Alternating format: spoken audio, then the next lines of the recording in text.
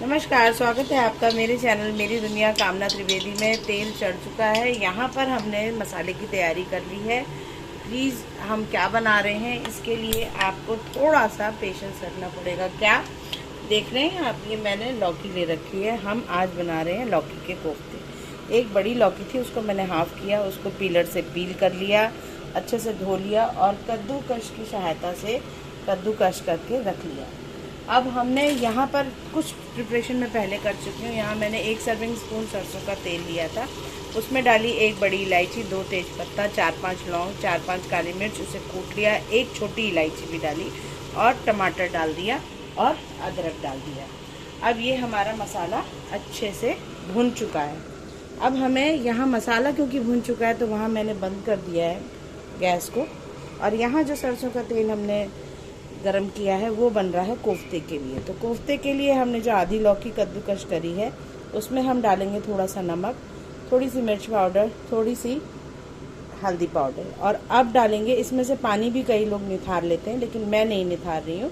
निथारना यानी निचोड़ना। अब हम डाल रहे हैं बेसन, क्या ताकि जो इसका जो बेसन है, बेसन से ही इसके पानी को हम आपस में बेसन की सहायता से बेसन एब्जॉर्ब कर लेगा लौकी के जितना भी रस होगा ना, तो उससे क्या होगा कि हमारे कोफ्ते बड़े बढ़िया बनेंगे। इसमें कोई ज़्यादा हार्ड एंड फास्ट रूल नहीं है, बहुत जल्दी बनता है। प्याज लहसुन के साथ कोफ्ते बनाए जाते हैं। हम साल भर का जो परहेज़ कर रहे हैं वर्जी का, तो घर में नहीं बन रहा है प्याज लहसुन, तो इसलिए मैंने उसमें प्याज लहसुन मसाले में नहीं डाला है। आप चाहें तो 2 प्याज मीडियम साइज़ करके बारीक काट के या पीस के और 8-10 कलियाँ लहसुन की या पूरी 1 गांठ भी लहसुन डाल सकते हैं, अच्छा ही लगता है लहसुन। 2 इंच टुकड़ा अदरक का, मैंने सिर्फ अदरक और टमाटर ही डाला है जो हम आज को डाल रहे हैं। तो प्याज लहसुन पहले भूनिएगा मसाले के साथ, उसके बाद डालिएगा टमाटर, और साथ ही में पड़ा है उसमें थोड़ा सा मसाले में नमक, हल्दी पाउडर, धनिया पाउडर और थोड़ा सा गरम मसाला। यहाँ पर देखिए ये जो समय है इसमें हमने थोड़ा, क्योंकि नमक डाला है तो नमक पानी रिलीज़ करता है, और यहाँ पर हमें देखना होगा कि कितना हमें बेसन घोलना है, इसलिए ताकि ये बहुत ज़्यादा गीले ना हो। क्या कोफ्ते। अच्छा, अब जो मज़े की बात ये है कि जो कोफ्ते बनेंगे वो डायरेक्ट हम मसाले में डालेंगे। तो मसाले में डालने के लिए पहले मैं मसाले में थोड़ा सा पानी भी डाल दूंगी, ताकि गाढ़ा पानी का घोल जो है वहाँ पर तब तक के लिए गर्म हो जाए, सूप, ताकि जैसे ही कोफ्ते बने वो गरम पानी में डिप होते जाएं। तो यहाँ हमने बिल्कुल तैयार कर लिया है अच्छे से।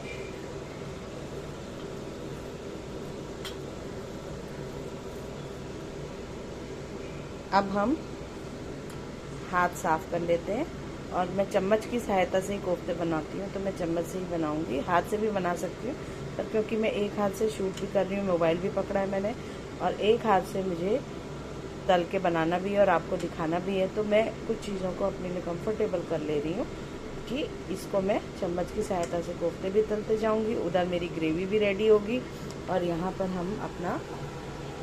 मैं फटाफट से हाथ धो लेती हूँ और थोड़ा सा पानी में तैयार करती हूँ, जिससे कि मैं ग्रेवी को रेडी कर लूँ।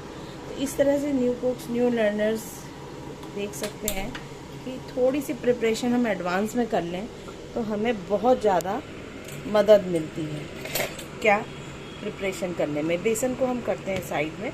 अब आप इंग्रेडिएंट समझ ही गए होंगे कि हमें क्या चीज़ चाहिए और कैसे चाहिए, और हम किस तरह से इसे बनाते हैं।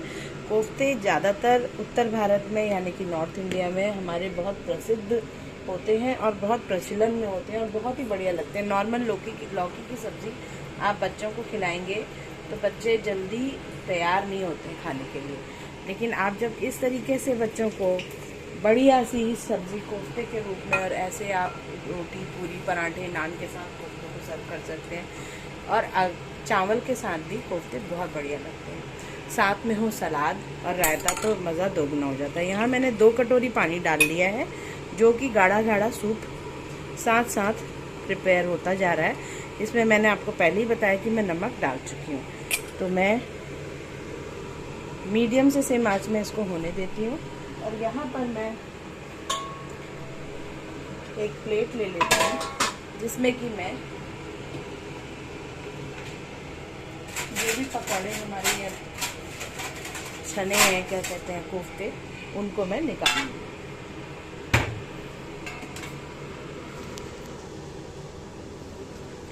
तो सबसे पहले प्रिकॉशन ज़रूरी है, मैं इसको साइड में करती हूँ।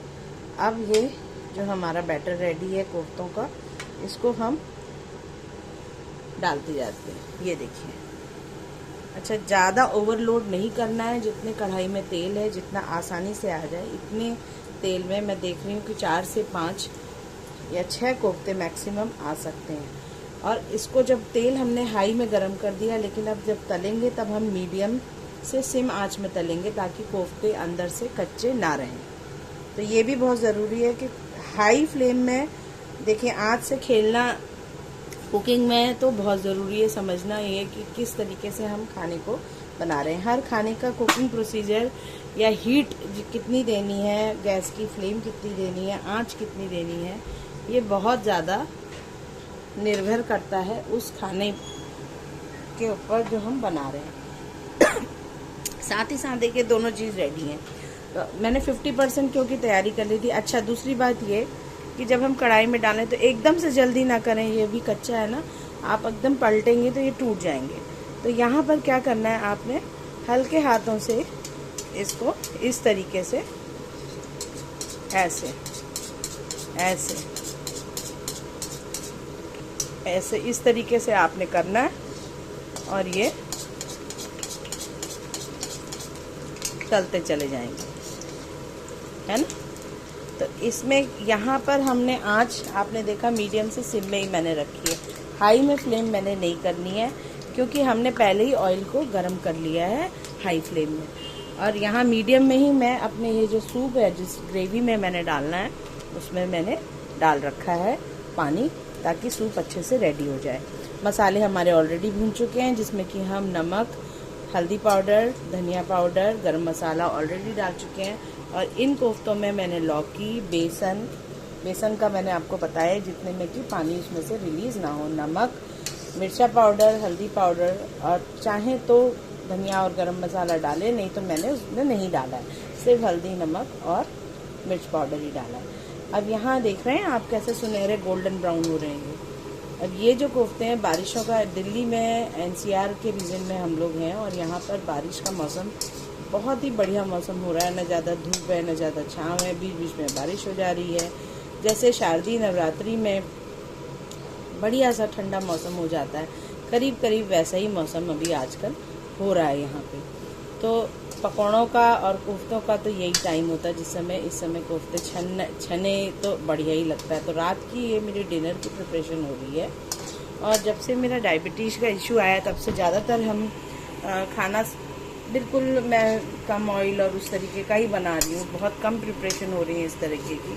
तो मुझे लग रहा है मैं वो क्या खाना शेयर करूँ इस तरीके का। और मुझे जैसा कि बताया गया फ्रूट्स, सैलड्स, इस पे ही ज़्यादा फोकस करना है। तो अभी एक सोच रही हूँ मैं कि सैलड्स की भी अच्छी सीरीज़ या रायता की सीरीज़ हम बना सकते हैं, जो कि डायबिटिक पेशेंट के लिए, जो लोग डाइट पे हैं उनके लिए भी वो बड़ा स्वास्थ्यवर्धक हो सकता है। तो उसके लिए मैं कुछ प्लान करती हूँ। थोड़े से हम आजकल मिलेट्स वाला मैं आटा यूज़ करती हूँ जिसमें कि बाजरा, आटा गेहूं का, और साथ ही साथ जो मडुए का आटा होता है, रागी का आटा, तो ज्वार, बाजरा, मक्का, और साथ में आप अगर ये ले लें, क्या कहते हैं, गेहूं का आटा, इन सबको मिक्स कर दें, मिक्स मिलेट। देखिए मक्के का आटा भी ले सकते हैं, मक्के में भी लेकिन शुगर कंटेंट बहुत ज़्यादा होता है। अच्छा यहाँ देखिए बातों ही बातों में पकौड़ियाँ छन गई हैं, कोफ्ते, और यहाँ आंच में थोड़ी सी तेज करती हूँ क्योंकि अंदर से अगर कोफ्ते कच्चे रह जाएं तो मज़ा बिल्कुल भी नहीं आएगा। तो यहाँ पर ये हमने कोफ्ते जैसे ही तल लेने हैं, तल के साथ में हमें इस पानी में डिप कर देने, सूप में जो ग्रेवी है हमारी। प्याज लहसुन के साथ ये ग्रेवी और भी बढ़िया और स्वादिष्ट लगती है, यकीन मानिएगा। और आप बनाएंगे तो ऐसे लगता है कि कोफ्ते बनाने बहुत कठिन है, लेकिन कुछ भी नहीं है। और लौकी से एक और चीज़ बन सकती है, मतलब कई चीज़ें लौकी से प्रिपेयर हो सकती है। नॉर्मल जो सब्जी बनाते हैं उसके अलावा लौकी की लॉज मैंने पिछले साल बना के डाली थी, यानी लौकी की बर्फ़ी, वो बहुत टेस्टी बनती है। और लौकी का रायता बहुत बढ़िया बनता है, तो उसके लिए भी लौकी को इसी तरह ग्रेट करना पड़ता है। और उसके बाद लौकी का रायता बनाना हो तो उसके लिए आपको हल्का सा स्टीम करते हैं हम लौकी के, जो ग्रेट करे हुए लौकी होती है उसको हल्का सा स्टीम देते हैं। और उसके बाद दही फेंटा हुआ जो होता है उसमें उस लौकी को डालते हैं और उसमें नमक, जीरा पाउडर, थोड़ा सा मिर्च पाउडर, हरी धनिया, हरा मिर्चा काट के डालते हैं और वो बढ़िया से हमारे तैयार हो जाता है लौकी का रायता। तो इस तरीके की छोटी छोटी डिशेज़ हैं। आज पहले तो मेरा मन हुआ मखाने रखे हैं बहुत सारे भगवान के भोग के, जो कि मैं भगवान को भोग लगाती थी, काफ़ी सारे रखे थे। मखाने की सब्ज़ी भी बहुत अच्छी होती है। तो इसमें मखाने का क्या करूँगी मैं रोल, कि इसको मैंने प्याज लहसुन नहीं डाला, तो मखाने को मैं हल्का सा तवे में भूनूँगी और उसके बाद जो ब्लेंडर है उसकी सहायता से इसे ब्लेंड कर लूँगी। तो उसका पाउडर जिस समय ग्रेवी को थिक करना होगा लास्ट में मैं डालूँगी, जब मैं कोफ्ते डाल के पका चूँगी। तो ये चीज़ें, इस तरह की चीज़ें, जैसे काजू को भी डालते हैं कई लोग पेस्ट को गाढ़ा करने के लिए, क्योंकि बिना प्याज लहसुन का खाना जब होता है तो उसको बनाने का तरीका दूसरा होता है। लेकिन यकीन मानिए बिना प्याज लहसुन का खाना बहुत अलग और बहुत टेस्टी होता है और बड़ा ही मज़ा आता है उसे खा करके। मतलब ऐसा कोई बहुत ज़्यादा मुझे भी क्रेविंग नहीं हो रही कि प्याज लहसुन ही हो, बस उसमें हमें थोड़ा बहुत जायके का ध्यान देना पड़ता है कि किस तरीके से हम उसको कर सकें। तो यहाँ ये बिल्कुल रेडी हैं ग्रेवी में जाने के लिए और कितने सुनहरे, कितने बढ़िया तैयार हैं। ये हमने इसमें डाल दिया और यहाँ पर ये देख रहे हैं आप,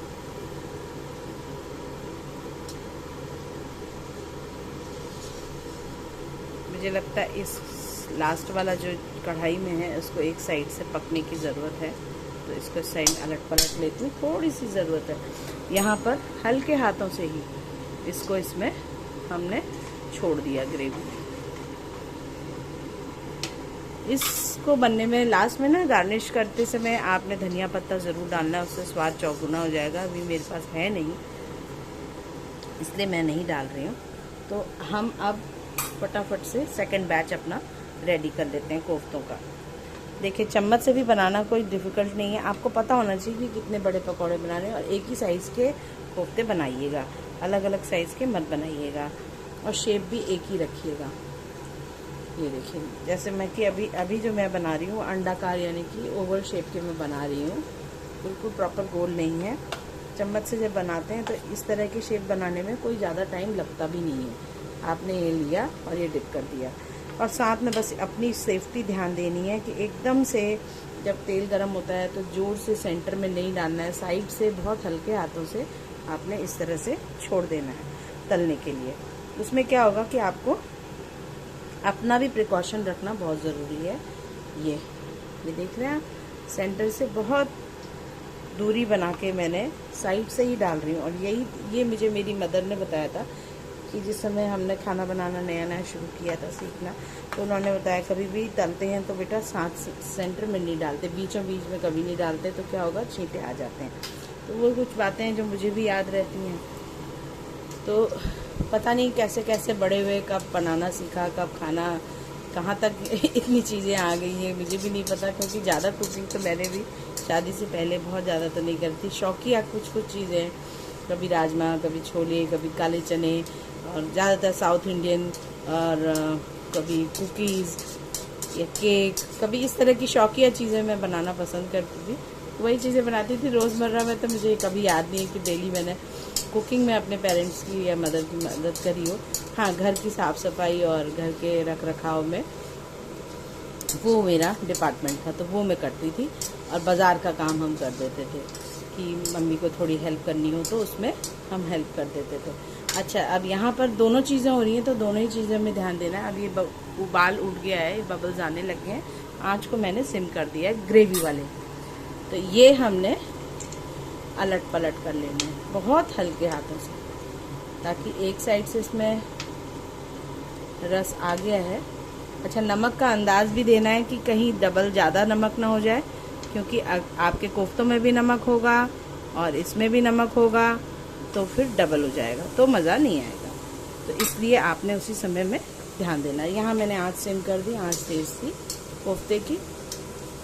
अच्छा, 2 पार्ट्स में आप खाना तभी बनाएं जिस समय आप बिल्कुल थोड़े एक्सपर्ट हो जाएं। अगर मान लीजिए न्यू कुक्स हैं, न्यू लर्नर हैं, तो पहले आप कोफ्ते बना लें और फिर ग्रेवी की अपनी तैयारी करके रखें, और तब बाद में साथ साथ ना करें, क्योंकि जलने का भी डर होता है। अगर आप एक्सपीरियंसड हैं तब तो कोई बात ही नहीं है, क्योंकि 2 चूल्हे में एक साथ ध्यान रखना जब नए नए होते हैं तो वो थोड़ा सा ट्रिकी हो जाता है। कभी ध्यान एक तरफ गया, कभी ध्यान दूसरी तरफ गया, और साथ में अगर छोटा बच्चा भी है तो समझिए कि फिर आपकी एक चीज़ ख़राब हो सकती है।